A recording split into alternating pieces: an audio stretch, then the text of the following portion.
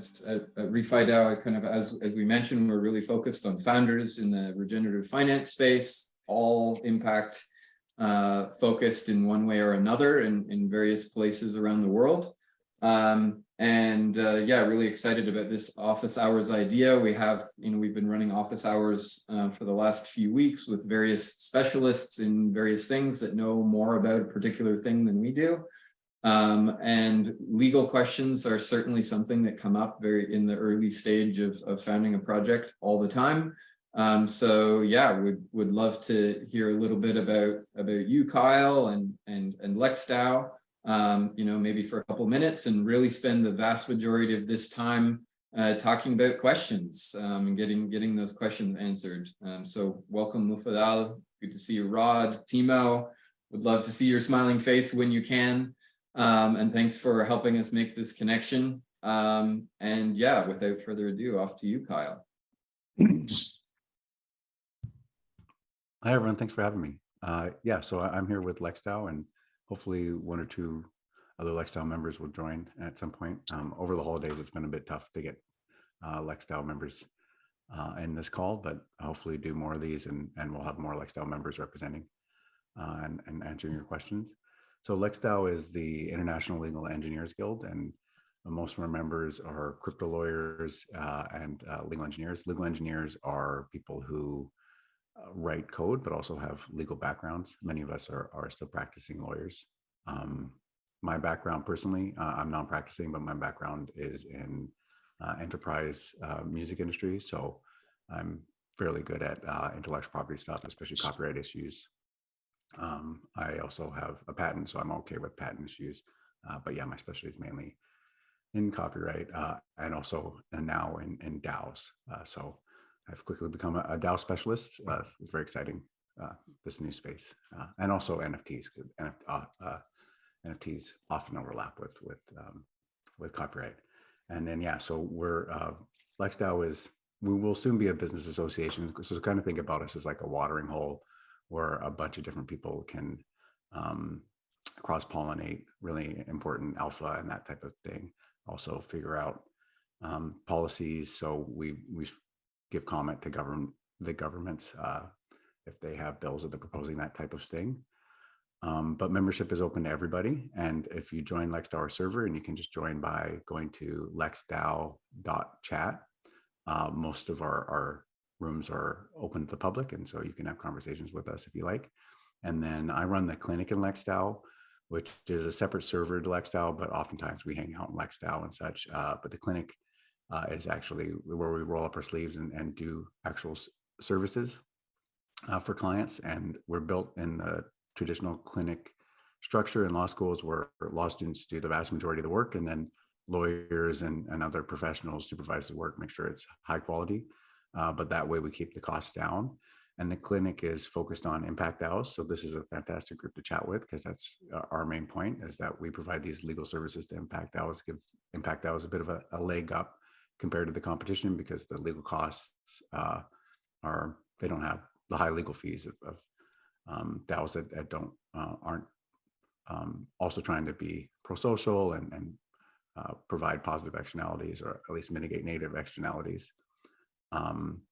And the clinic has been around for about 6 months or so, and we're moving fairly quickly. And we have quite a few houses in the clinic. The clinic is based on houses. So if lawyers, they have a house in the clinic, and oftentimes, even though we only provide legal services up to legal advice, but oftentimes then the client then just signs a retainer with the law firm, and they go that extra step into legal advice. So oftentimes people can get full services by going through the clinic in a way that is also the most cost efficient. And then the clinic will relatively soon be a 501c3. So some of the work we do will also be tax deductible, especially if that work is work that is going to be public goods, that's going to be shared with everyone. If it's like a template document that the DAO needs, it's just the first DAO there to make that template document. And then another really important project we have in LexDAO is called CaliDAO, and it's cali.gg.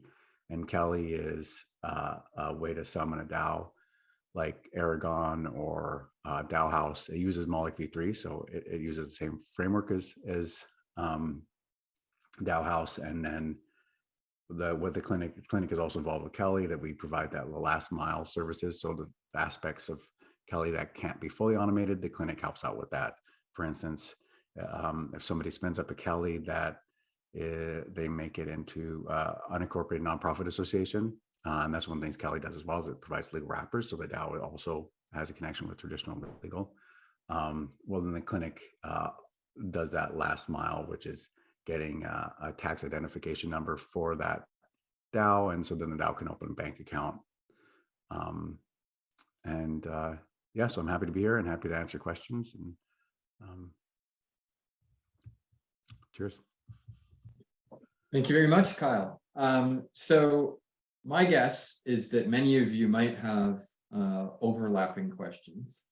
And so in order to just start weaving these together, and in particular, probably focus on the questions that Kyle is best suited to answer, because the legal world is, of course, very deep and wide.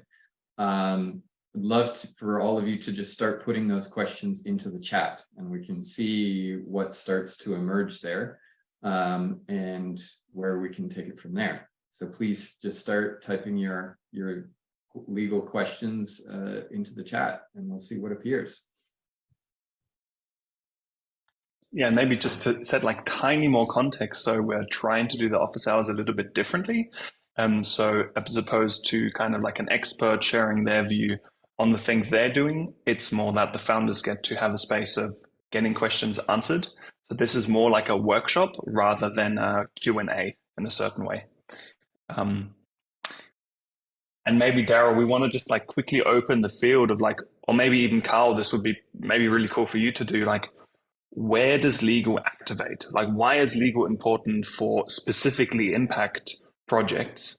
And where are you kind of advising people? And that maybe will just inspire the founders here a little bit to think about, like, yeah, where would it be important to get some legal advice and support?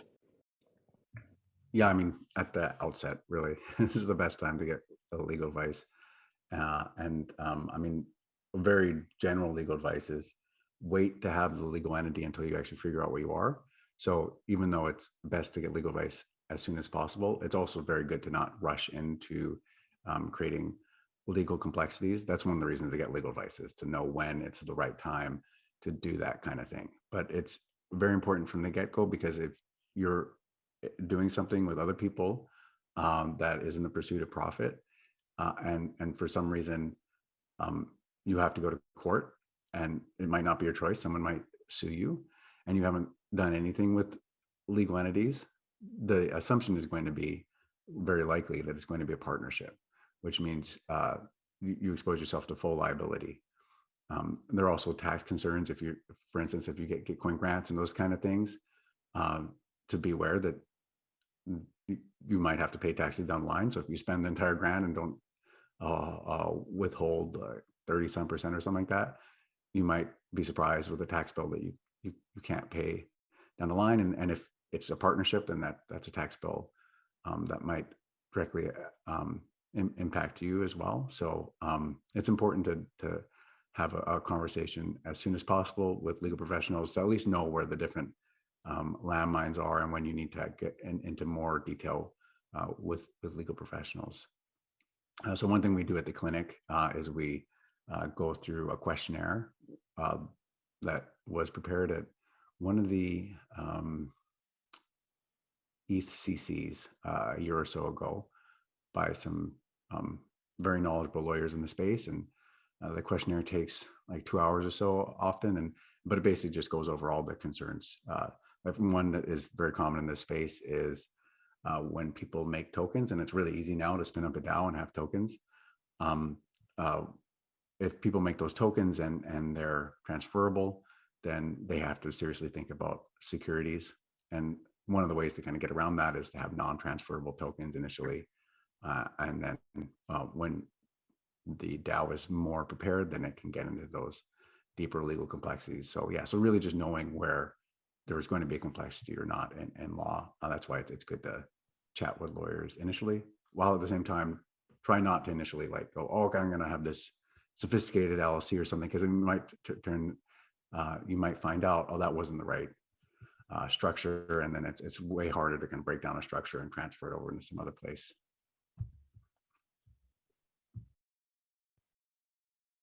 Maybe also just kind of as an initial kind of orientation type of question, if someone is kind of a first-time entrepreneur, they're looking at doing some work in Web3, maybe they're thinking about, you know, an LLC, maybe they're thinking about eventually centralizing and being a DAO, that sort of thing.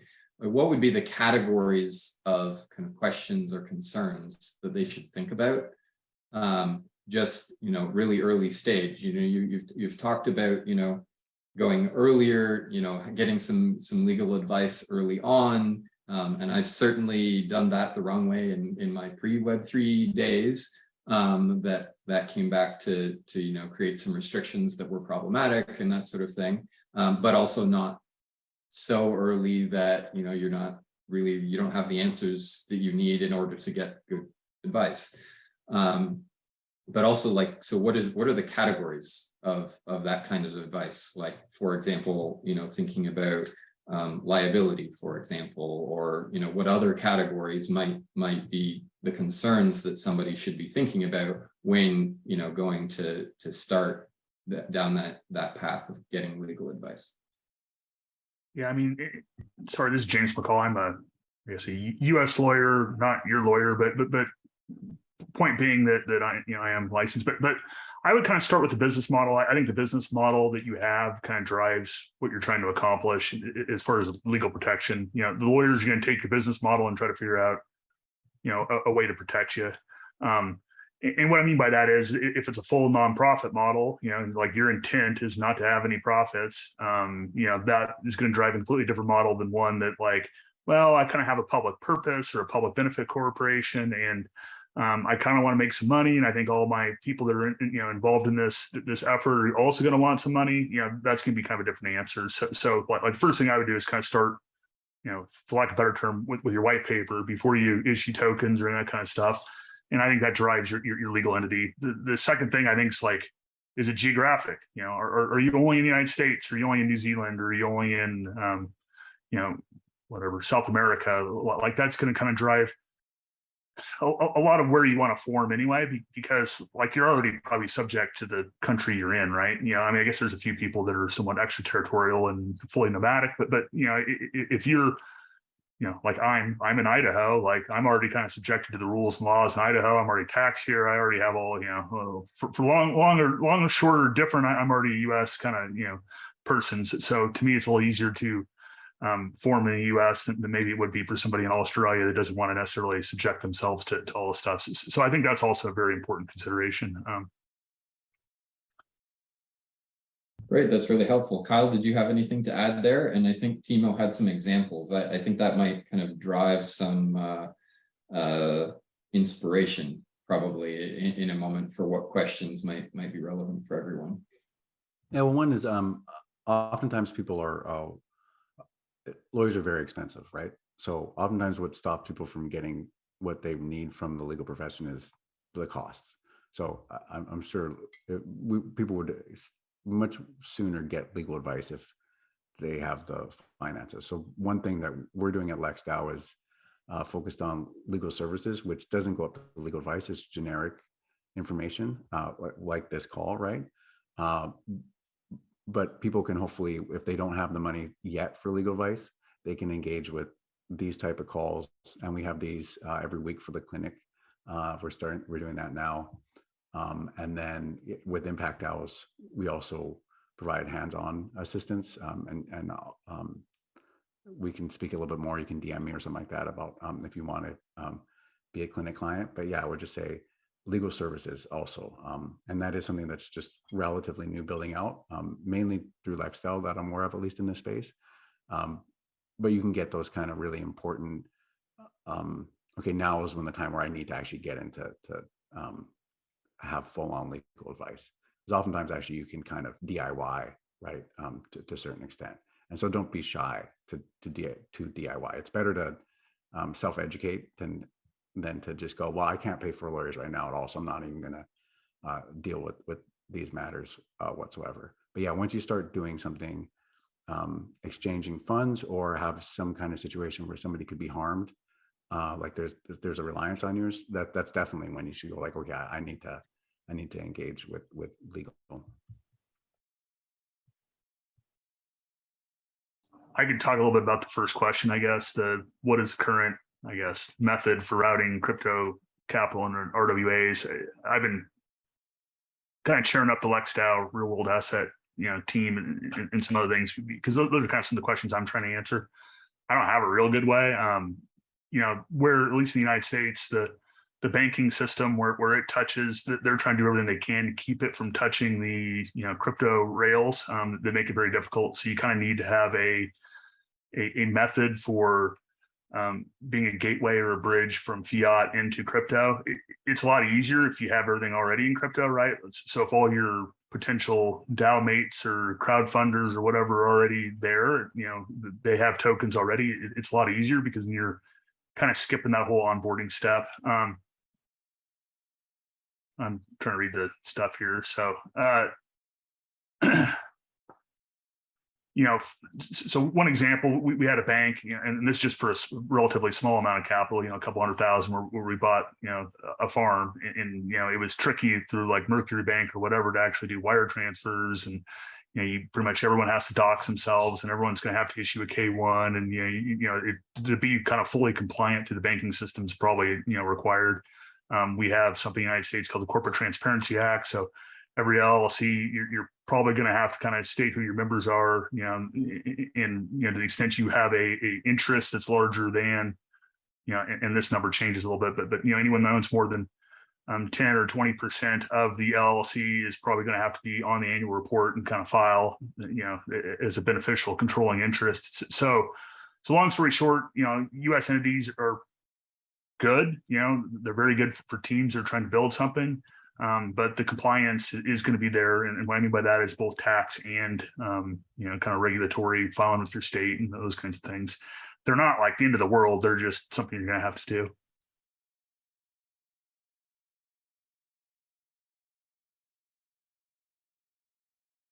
Timo, you wanted to jump in with a couple of examples, and also I'm just wondering if Max, if you could just kind of have a look through the chat and see if there's any themes that are starting to appear that we could move towards. Cool. Good morning, everyone. Thanks, ReFi DAO and LexDAO for putting this together. I'm Timo from Basin. I think I know most everyone here, but I think Kyle's point. I just want to kind of go through some chronology or time, over the last like 18 months with LexDAO and James here, whatnot. Kyle talks about legal services and in DIY, and LexDAO, like over a year ago, like tweeted out, like, does your DAO need legal advice? Not legal services, but legal, just kind of informal legal advice. It was to this day, it was like one of the coolest experiences I've had in Web3 and the DAO world. I hopped on a call like this. I signed up, hopped on a call like this. Everyone was attorneys. James was on that call.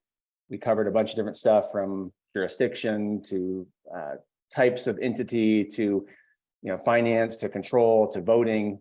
And at the end, they said, just make a donation to our wallet. It was like, whoa, like this was like super valuable, an hour with all attorneys basically, but DIY legal services. So that was number one. And then number two, James here is underselling himself and his role in all this. And his beard is looking very good, by the way, but his beard is underselling his legitimacy in this space. And for example, and I say we because there's a bunch of us who just came together, and James spearheaded it, and we bought a farm under Cougar DAO LLC. So if you do a search on Twitter for Cougar DAO, and that name comes from an island up, they were going to buy originally, and the island didn't work out. So now we own a farm in Colorado. But that was spun up, like Kyle mentioned, using a Kali LLC. So you can go on to kali.gg, explore, look through their app, and look for Cougar, and you can see all the tokens, see the addresses, kind of see what's happening. And I think we have a snapshot also for governance. We have a Telegram channel. most of us have not met in person, and we now own a farm with a US based Delaware LLC. So that's example number 2. Example number 3, I'm working in the rights of nature space.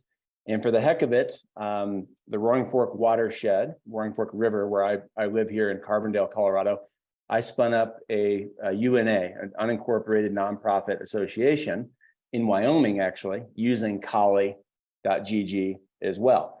So incorporated the watershed as a group of people looking to protect and conserve ecosystem services in perpetuity. So now we have a legal wrapper, which is an NFT, that then we put inside the basin token that represents it's Roaring Fork.basin. So basically, Roaring Fork.basin is an NFT that's wrapped or covered by, in the way I'm thinking about it, is it's a UNA, has legal protection and operational standing as a UNA using Kali.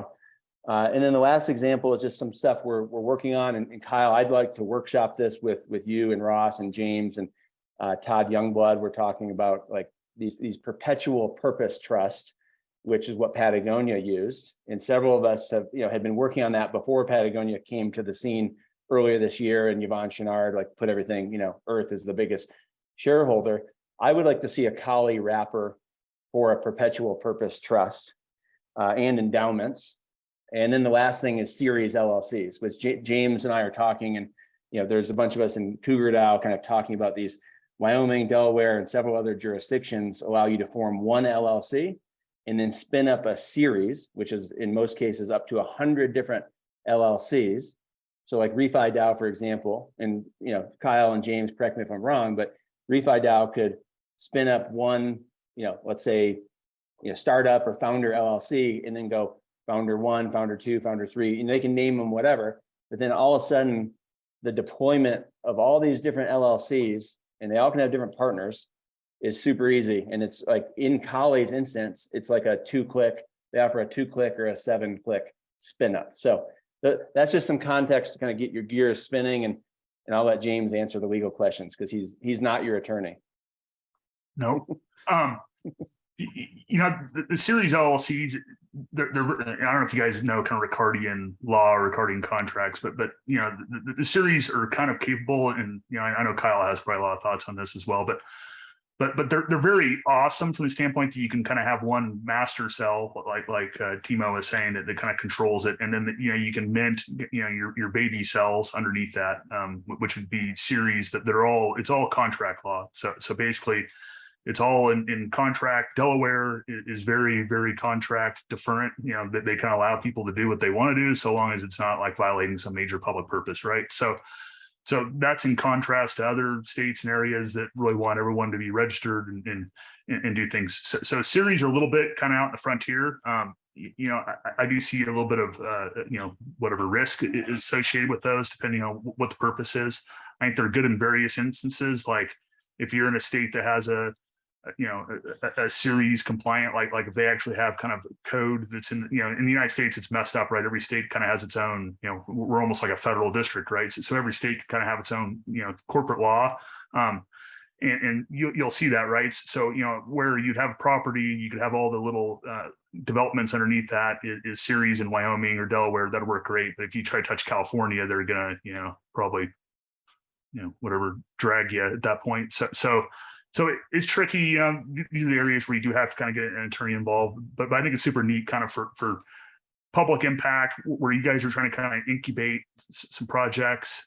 You're all aligned from that standpoint.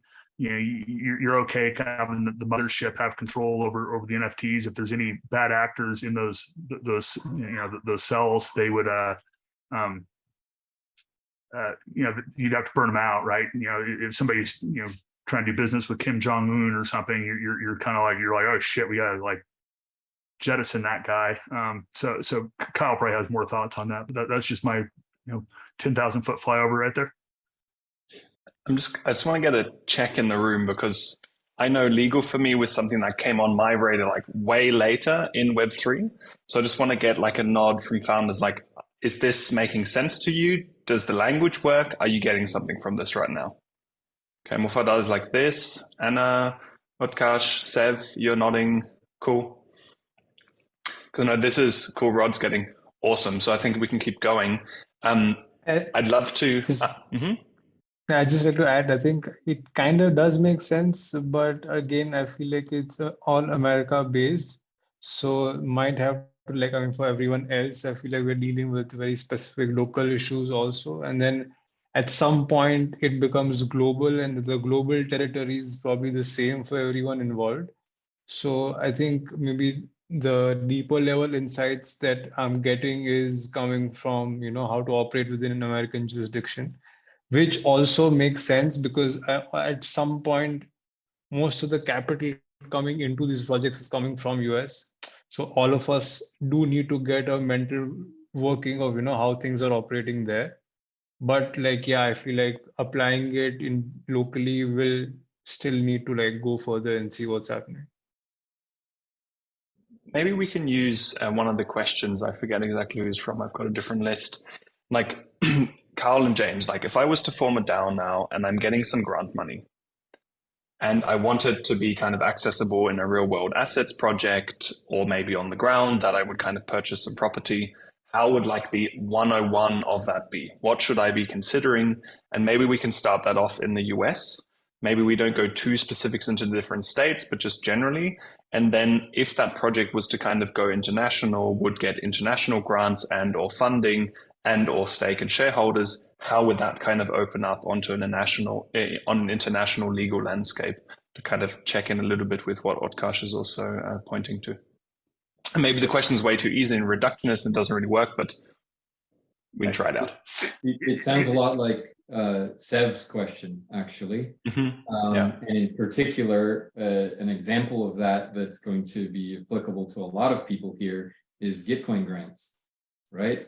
Very early projects that, have a Gitcoin grant. Maybe it's just a multi-sig. Maybe they don't even have a multi-sig yet. What are the legal issues that those projects should be thinking about? Yeah, I think that's a really good question, and I think there's, honestly, a little bit of uncertainty associated with that. But one thing, like Kali, what they Kali the platform they will enable is Swiss Verein, which is somewhat of a similar format, out of Switzerland, where they allow almost like an unincorporated nonprofit association. I think they have a little bit more latitude. I'm talking about stuff I don't know about because I'm obviously not Swiss. But they allow a little bit more latitude as far as taking profits and how they do, kind of things in that format. So I think that's kind of a cool method for people that do not want to, to some degree, you almost have to make that choice, right? You're like, I'm going to avoid the United States like the plague. I don't want, United States investors. I'm not going to touch any real property in the United States. I'm sitting here in New Zealand and those guys can, do their own shit over there. And I don't want any part of it. So a Swiss Verein would probably be a good model for that. If, for instance, like with, my example would be like in Cougar DAO, where we're buying a property in the United States, then being an LLC makes absolute sense. You can have foreign members, for the most part, depending on which countries you're in, but you're going to have to kind of do some KYC. You're going to have to filter. You have to make sure, I always use the Kim Jong-un, example, but you got to make sure you're not letting the dark army into your DAO or something. People are generally known to each other. It works a little bit better for smaller, parties. So in my mind, like once you hit that 100 number, you're probably not really an LLC anymore. You're more of an investment company. And then I think shit gets pretty complicated at that point, to kind of govern things. So then you're kind of looking at the overall, DAO treasury land, and maybe that's when these foundations kind of come into play, where people go to the Caymans or Bahamas or Panama or whatever, and they kind of source that in that area, and then go from there. So maybe Kyle has some more input. It is not necessarily as US centric as I am. Yeah, those are very expensive. So thinking about also, where you are in your life cycle. If you're at the really, really early stage of your life cycle, for instance, you're just starting to get Gitcoin grants, then don't really think about Cayman Island. It's more when you get to those 100 members or so. And like, for instance, Gitcoin's an example of a company that went from a holding company, so it was traditional, into Cayman Islands. But by the time it went to Cayman Islands, it was a very large organization. So that's, if you want to do something as exotic as a Cayman Island, then you're probably going to want to wait until your DAO is way more mature.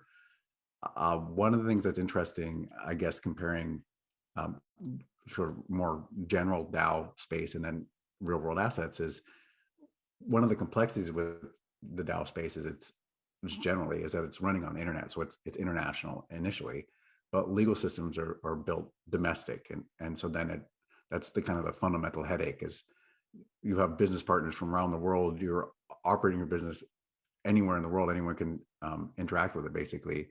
And so what are the legal complexities there? And that's why it's such a headache and why legislatures are getting into actually focusing on, okay, what does it mean to be a DAO and codifying it and such, because it is a fairly new phenomenon. But because of real world assets, it does have that restriction of I have land in this country, then that will likely determine what legal relationships you have to have. Because if you're buying land, you do have to have a legal relationship with that particular territory. So one thing is, yeah, as far as it's gone, which territories have moved quicker with their legal entities dealing with this new online tooling, that USA has moved fairly quick, and also Europe has moved fairly quick. And so for the nonprofits, Varen is for Switzerland, which I believe works for throughout Europe. That's a good one to look at. And then UNA, Unincorporated Nonprofit Association with the US. But as things go, I expect Cali to build more and more templates for different territories. So I don't know anything about Indian law, but I definitely, there's a lot of, Cali has a lot of our members are in India. So I could see us in the relatively near future develop something like or offer something like a Varen in our wrapper, but for the Indian territory. For real world assets, so I would think, well, what am I actually really, like how much am I a true DAO and how much am I just wanting to use DAO tooling and I'm actually a traditional business? And then that kind of will help you gauge how much you need to get into these really confusing things in the DAO space. Maybe you don't need to because you're not really handling those complexities. If you want to get investments and from around the world, well, then you'll be handling those complexities, and it'll be a pretty heavy lift because you'll probably from the get-go have to interact with the domestic territory as well as that international liquidity and all that kind of stuff. So it just realize that there is you are, and one of the things about doing your own research is you realize where there's a big legal lift. Like a lot of times businesses haven't happened because it's an unknown territory in law and no one has put the energy into clearing that fog up.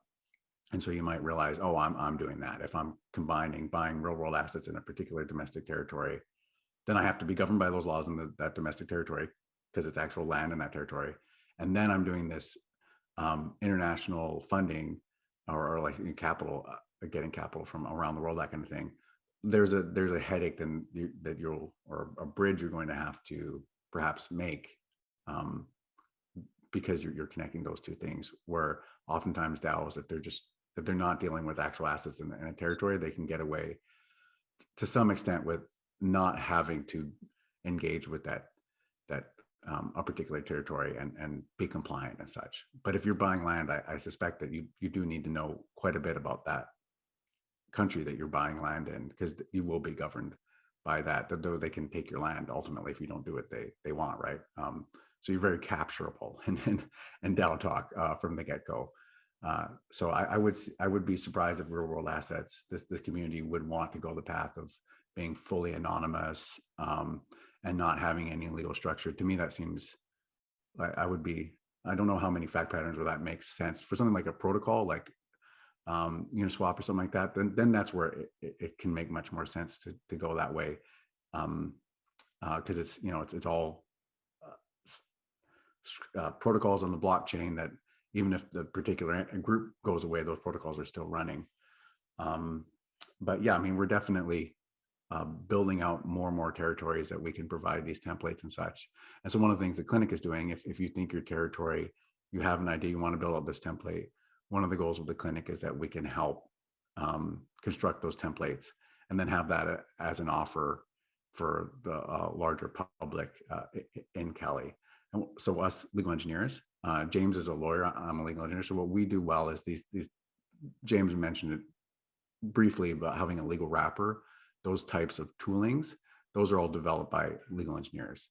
So the idea of having a legal entity inside an NFT, that's what we're building out. And so basically what you probably should seriously contemplate is, if you're in, say, for instance, India, that what your ask is perhaps is getting a legal entity in one of those NFTs. And then you can put it in perhaps a Kali DAO if that's what you want to use to govern yourselves, or you can put it in Aragon, or whatever. You can put it in a safe, Gnosis safe. That's a fairly straightforward one. And then there are some documents we have just straight off the bat, like a charter. I think LexPunk Army has that. Those ones are good, kind of just general defense. That might be a smart idea to bring that NFT into your DAO tooling that you have. Kyle, I'd be really curious, like, I mean, Seb just left, but it's still a really relevant question that I think is simple enough to kind of check in with exactly what you're talking about. And I'm just going to kind of read it out, and then maybe you can answer from there. So Seb had asked, one DAO I'm associated with has received grant money. So let's pretend Gitcoin to a multi-sig wallet. There's currently no legal entity, so no wrapper associated with the organization. We do not yet have any tokens, but would like to launch one. So this, I would kind of assert, a lot of the founders in our space have that kind of standing. They've maybe gotten some grant money, but they don't have tokens yet. They're thinking about what's next. And so then Seb goes on to ask, we have already distributed funds from our multi-sig to personal wallets for payments to work. And he asked, one, is that okay? And two, can we just maintain the structure and place the liability on personal taxation for those who receive funds from the multi-sig?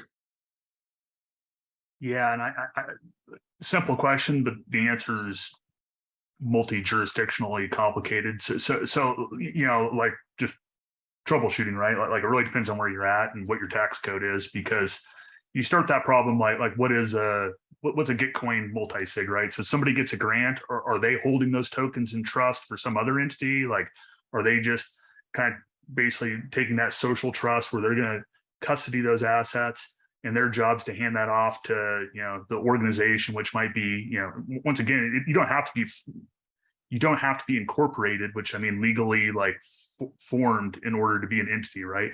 Like any group of people seeking a profit's an entity. It's just whether it's an unincorporated general partnership, or maybe it's an unincorporated nonprofit. You know, to some degree, when a bunch of people kind of pull together, lots of laws around the world are going to kind of, you know, impugn a entity status on that group. So back to that point where, okay, well, I take these tokens, I have it. I'm just handing that over to this other group that's going to disperse these and pay people individually, right? So like in my mind, I'm like, well, okay, well, tax, like I'm an entity, I'm either an unincorporated nonprofit or an unincorporated general partnership. Either way, like when I spend that for a developer to, you know, do some work for the protocol, you know, that's basically an expense, right? So long as I spend all the money and it goes out to these individuals, you know, like in the United States, I have zero taxable income or something.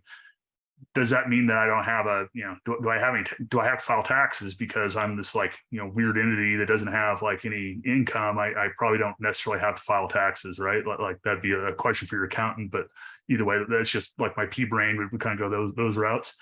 And then for the people that got paid, obviously they would have, you know, taxable income. But then it gets messed up, right? Because you might have somebody in India and somebody in Malaysia and somebody, you know, like wherever, and like, you know, are they claiming their taxes? Or, you know, at some point somebody's gonna get probably pissed off because they're not getting paid their taxes, right? So that's just kind of a weird fact pattern. I'm sure Kyle probably has better, you know, thoughts than that. But that's why like having that legal certainty that like, you know, if you are a protocol and you have a, you know, and that's why all these labs, right? I'm you know, something labs, you know, I'm going to take this money, I'm an LLC, I'm going to, you know, take that formally, I'm going to, you know, file my taxes, and it's a small group. And what they then do is layer various contracts onto everybody else, right? You know, I'm a small knit company, I'm just going to farm out everything. What I mean by farm out, I mean like hire other independent contractors to do things, and I'm just going to pay them like anybody else. And there's really nothing wrong with that. Issuing tokens, you know, like if you're issuing your tokens as a reward for the community, like a POAP or something, or a non-transferable NFT, or you know, an attaboy, thanks for contributing to the community, that's probably different than like you get 5% share of your profits, that's, you quickly get into securities considerations, at least here in the United States, probably Canada and some of the other like-minded places around the world that seem like, any token's probably going to be securities according to Gary Gensler. So I'm being facetious, but you get the point. I know it's maybe not simply to be answered, but like, I mean, the first question, like, is that okay? I've gotten some grant money, I've paid some people, they're going to pay it through their personal tax. Is that okay for now? Or am I kind of like fucking myself in the ass and I actually should have gotten some legal advice? Almost more important than legal advice, I get some accounting advice, right? So like in my mind, I would, sit there and structure, and that's where your document trail comes into play. Like I have it, the snapshot says that this person that's on the address for the Gitcoin grant is acting on behalf of this other entity. All they're doing is collecting the money and sending it on, almost in trust, right? So I'm not claiming these taxes. They're not my assets. I'm just holding these almost as a fiduciary for this other entity. I'm going to pass that on, which I do, right? Because I'm a good person and stuff. So I don't steal the money. I pass it all on to the entity, and then they spend it for the purpose of the grant, which is to, whatever, farm potatoes or whatever they're going to do sustainably, or, and from that standpoint, then like you say, they're going to take that money and they're going to hire independent parties, and the people that they pay are responsible for paying those taxes, right? Because you basically matched you've zeroed out your income with your liabilities, right? Your expenses.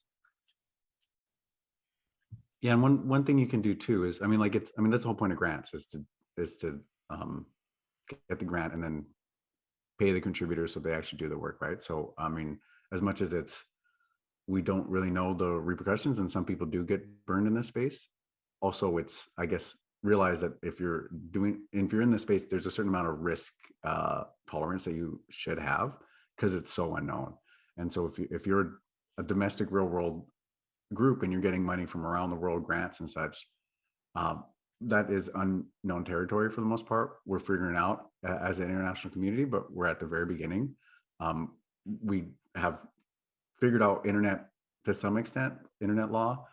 And oftentimes what happens there with internet law, looking at Web 2 and all that, is basically whatever the highest onus territory is, that's what everyone meets. And then, because then they know all the other territories are fine. So like, for instance, privacy, US companies have European level of privacy because that's the highest onus.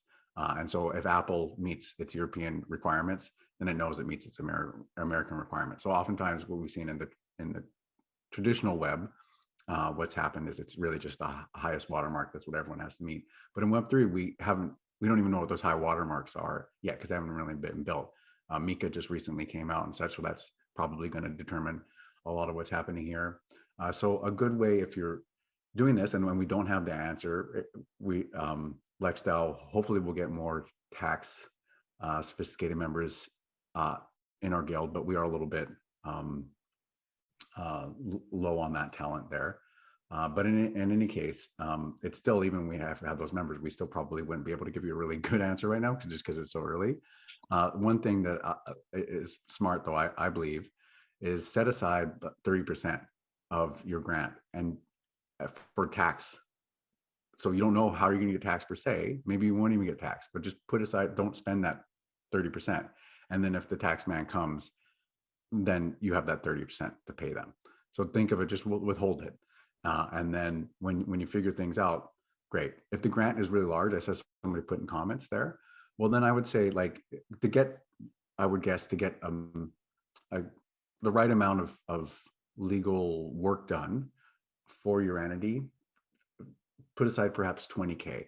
So if you really have enough grant money that it's time to create a well-structured legal entity to be tax efficient and such, aim for around 20K. So obviously if your grant is 20K, then you would be spending the entire grant on forming a new entity, which might be the right way to go. If you're thinking long-term, part of it is also, what is your grant for? So if the grant is for your formation, then that would be appropriate. If the grant is for something else, they expect certain deliverables, because grants aren't necessarily just free donations. Oftentimes grants have restrictions and sometimes they come in milestones. So that one's pretty easy because you just have to meet the milestone to do it. But oftentimes grants just have that, they give it to you all in one lump sum and then they expect you down the road. So that's something to also consider. It's like, what is the purpose of this grant? And then you can see, well, yeah, okay, I can spend some of the grant on spending really expensive lawyer fees to make sure I have the right entity. But otherwise, I would just say, if you don't have that ability to hire those lawyers, do your own research as much as you can, right? And then set aside a certain amount of your grant so that if there are those taxes, then you actually have an ability to pay that out. And I know for people that are shoestring, that they want to spend the entire grant because every dollar counts. But if you don't want to take on that risk, which is legitimate risk, just make sure you have a certain amount of funds set aside. And then continue to pay attention, especially because your real world assets, to whatever territory you actually have land in, because that's the territory that's the most important. They're the ones that are able to actually take your land away from you if you become insolvent.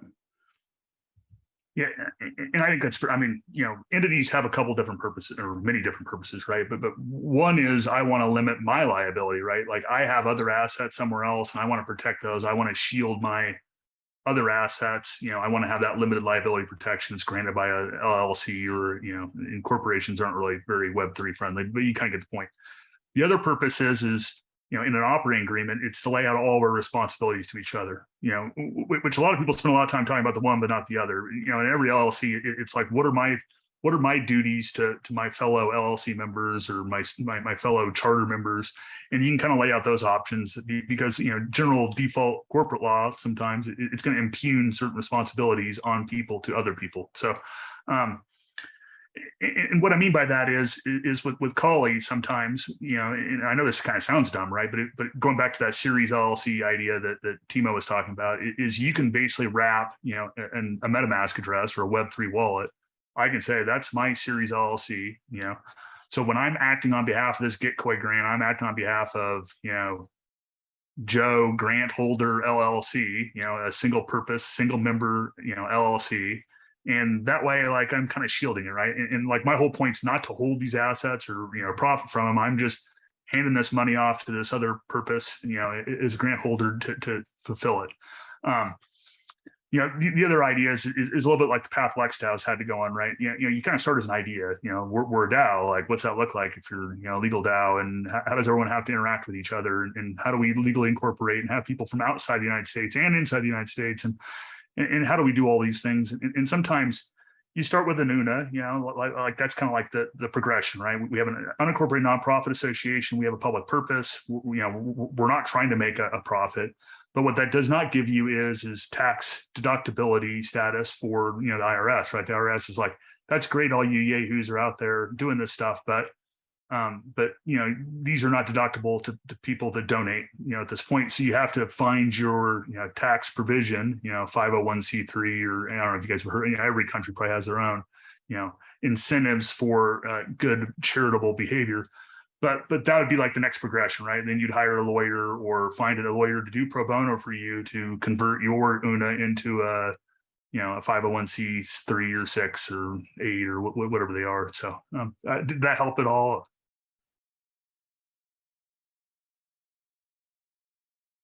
I think so. Also noticing we're getting close to the top of the hour, but there was also a really interesting question in the chat from Magenta.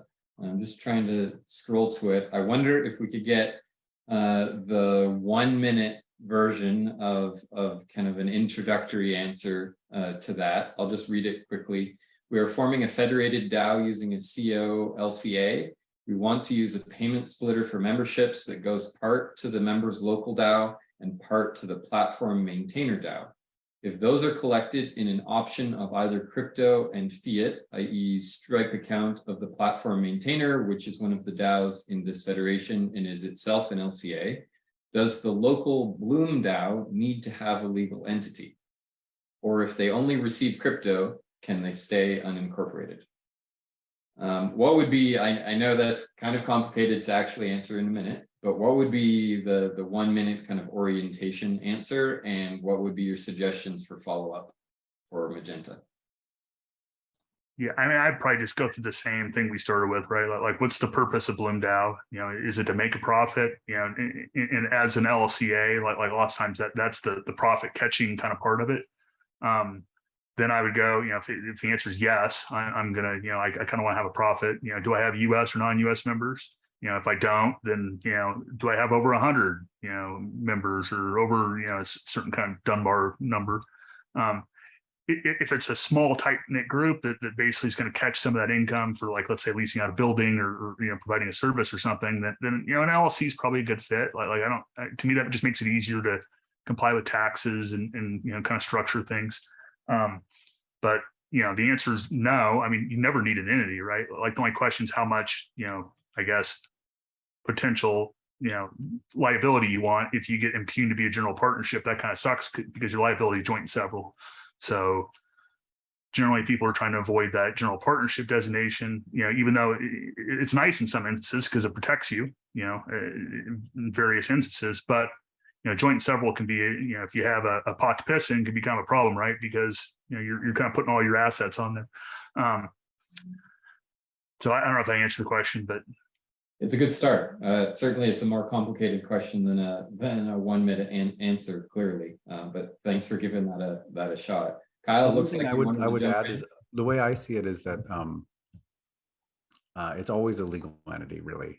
It's whether you're a corporation or not. That's the question, and that's, I think, where a lot of people get they misunderstand, is that they have the thought that they can choose something that isn't a legal entity. What will happen if it goes to court is the court will decide which legal entity it is for you, and it will likely choose a partnership, which means you've got full liability. So if the reason it's in court is because it went bankrupt, then you have your personal assets that you might have to pay out for that bankruptcy.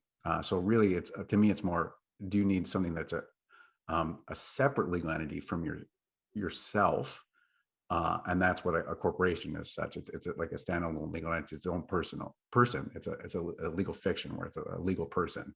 So it's really, do you need a separate legal person from yourselves? But you're always going to, if it goes to court, the court's always going to interpret you as a legal entity, which is why I don't think it applies so much here. The anon option, to me, it's still sketchy, but to me, it makes the most sense when it's something that's like a fully international protocol, where then it's more the domestic territories. A lot of it is it's hard to determine which territory is the one that gives the definition of what legal entity is. But in this fact pattern, if it's a local group, then to me, it would just be that actual state that says, okay, that if it goes to that court, that's the court that's going to determine what's the legal entity.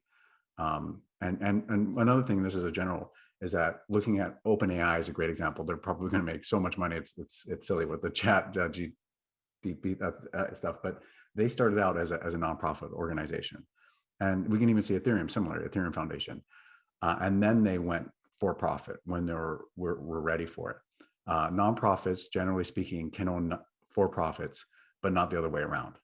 So it's unassociated. Unincorporated nonprofit association, these UNAs we're talking about, that's why they're such a great and early stage fit, because they do have it so that it's not it's not a corporation, right? It's unincorporated, but it is a legal entity. It's the UNA, and then it's nonprofit as well. So then that nonprofit, if the growth is really early stage, you pretty much do have to be nonprofit because you're not making any money. You're pretty much just paying out for services, whatever money you get in and all that. So you have that nonprofit. And then when you get to the point where there actually is something that is for profit, you actually do find a flywheel.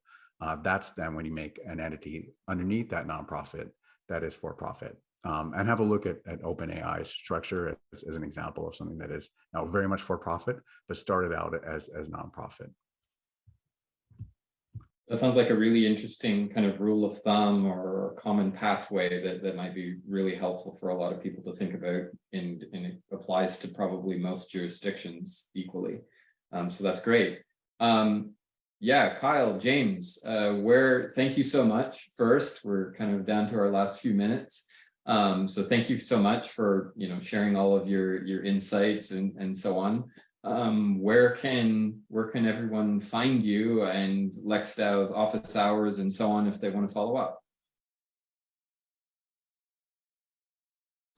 Yeah, we've been hosting a call on Thursdays at, I think it's a 2 p.m. Eastern. It's either in our Discord in LexDAO for the Real World Assets Consortium, which is another UNA, but focusing more on kind of where these touch points of real world assets touch, trying to do blockchain-y kind of things. So that's kind of my call out there. I have not, and then Kyle will go through maybe, I think more particularly you would be the legal clinic. So. Yeah, so we have another office hour, the usual weekly clinic office hour in an hour from now. And so if you go to lexdao.chat, you can join that one if you want, or in a future week, you can join it. Also, when you're in LexDAO chat, that's our Discord, and you can see the events. And so we have events on Friday. One of them is legal hacks, might interest you, and then the other one is study group. But for this particular group, it's probably the Monday office hours that we're doing at 10 o'clock Pacific time. And then if you want more hands-on, then please DM me in there. I'll share my link, and the clinic is very busy and we're catching up to ourselves, but that's where it would happen, is you would then become a client in the clinic, and then you would join one of the houses, and then you would get a supervisor. Most of the supervisors are lawyers, and then law students who would be working on your matter. And especially because it is true that a lot of the legal answers are never going to be that solid, because really you're the person trailblazing, or our community is trailblazing. I think TMO mentioned that. So when you think about the hard problems that you're solving, if you're doing real world assets connected with blockchain, then one of the hard problems you're going to be solving are legal problems. There's some groups we work with that their entire startup, I'm thinking of Sporos DAO, is about solving a legal problem. So realize, if you actually, one of your hard problems for you to be successful is legal, and then you just want to build relationships with us and other legal communities to get those answers. But the clinic is a great place to start for that. If it's a problem that is relatively universal, that we can make standards out of, or if it's, your ultimate goal is to really help society, then the clinic would love working with you. And our fees are really low. Sometimes they can be nothing whatsoever. And you'll be working with really talented law students. They just haven't become full professionals who charge $600 an hour yet. But some of them are rising stars for sure. So just join lexdao.chat. I sent the link there, and that'll get you Discord. And then my username is there. And yeah, chat with me more if you want to be engaged with the clinic. And again, we're a bit overwhelmed with demand, but just it'd be good to know each other. And so when we open up or whatever, or maybe make an exception. So yeah, happy to have a one-on-one with you, or at least a 30-minute consultation call. That would be great, actually. And that might not be me, it might be another supervisor, but thank you for your time, everyone. Yeah, thank you so much again, Kyle, James, and everyone who had amazing questions today and contributed to the discussion. I mean, we're here at ReFi DAO, we're all about building community and helping each other move forward. And I very much see that same value coming forward in Kyle and James. So I really appreciate that. And look forward to continuing our conversation on how to coordinate in the various different ways. So thank you, everyone. Have a wonderful day and week. Talk to you all soon. Cheers. Thank you, Kyle. Thank you, James. Thank you, everyone. Ciao. Thanks, everyone. Thanks.